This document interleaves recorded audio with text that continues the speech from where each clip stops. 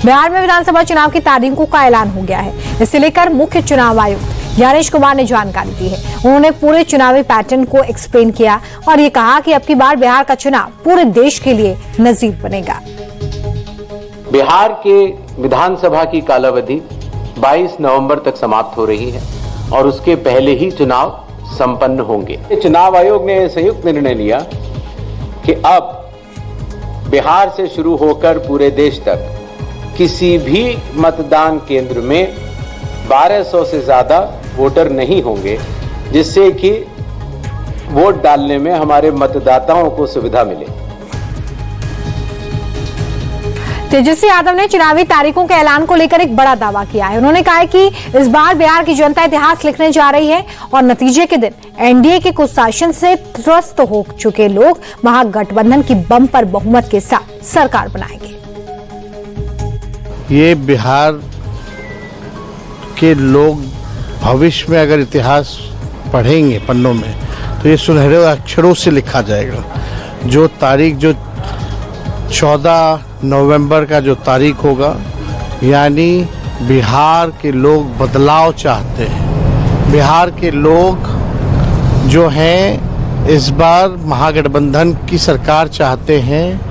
जो 20 साल से इन लोगों ने अपराध, भ्रष्टाचार, अफसरशाही, तानाशाही, घोटालेबाजी, जिस हिसाब से इन लोगों ने बिहार की सरकार ने जो दिया है, बिहार के लोग जो है त्रस्त हो चुके हैं, परेशान हो चुके हैं और मुख्यमंत्री अचेत अवस्था में।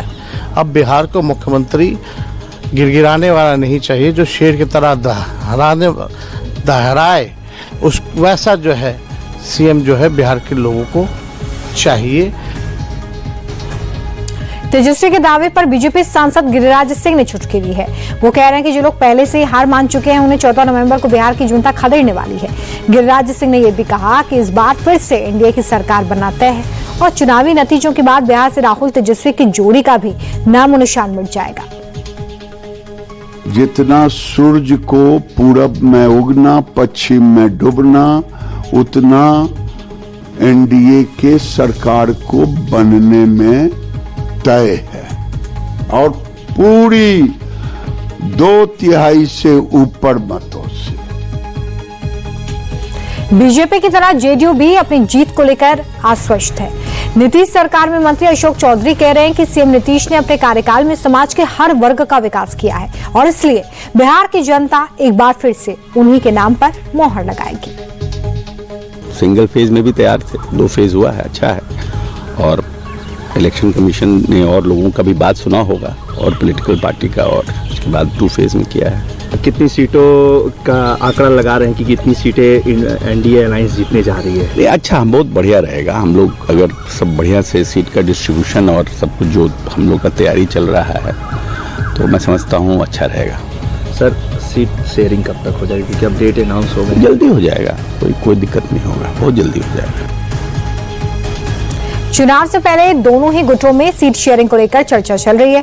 इस बीच महागठबंधन के सहयोगी दल वीआईपी के प्रमुख मुकेश सहनी ने बड़ा दावा किया। उन्होंने कहा कि हमारे गठबंधन में सीटों के बंटवारे पर कोई दिक्कत नहीं है। दबी जुबान में खुद को आने वाली सरकार में डेप्यूटी सीएम का फेस भी वो बता रहे हैं।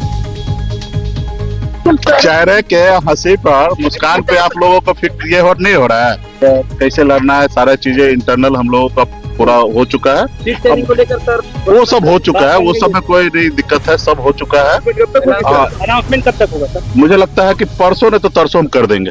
ठीक है, डिप्टी सीएम आप ही होंगे सर? अरे इसमें भी कोई कहने वाली बात है क्या? शुभ बोलो यार, हम हैं, सरकार बनाएंगे, डिप्टी सीएम बनेंगे। ठीक है।